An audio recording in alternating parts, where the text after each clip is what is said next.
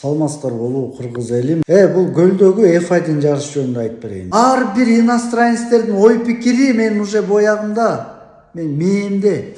F1 жарыштын уже модадан калган дейт. Биз андайдын миңин көрүп тажап бүткөнбүз дейт. Ал кутурма жиндилер дейт. Бири-бири менен кагышып, жарышып, кутурма жиндилер менен таанылгандан көрөчү, ошону запрет кылып туруп, боорекил кутурма жинди жарышка каршы чыккан аң сезими бийик эл деп таанылсак болот эле го.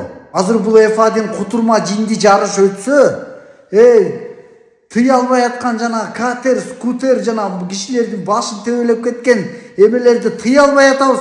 Ого бетер күчөйт алар.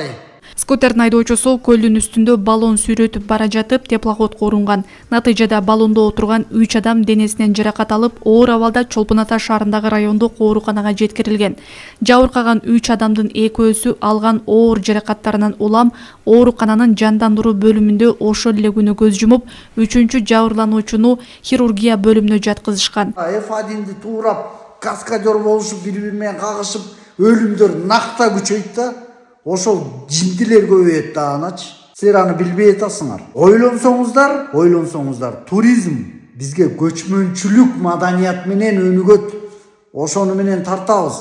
Монголияга барып эмне гонка жарыштарын көрөт элек, футбол көрөт элек деп барып атабы?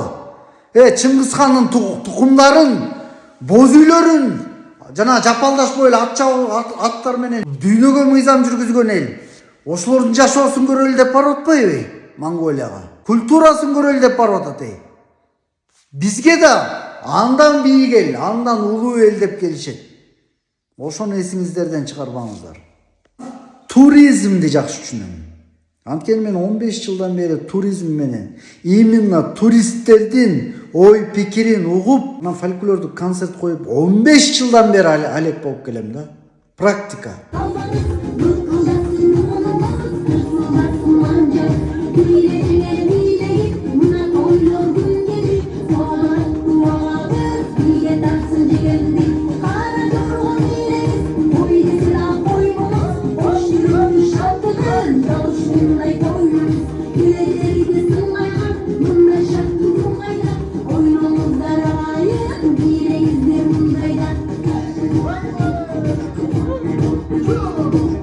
Туризм Кыргызстанда кандай жол менен өнүгөт мен жакшы билем.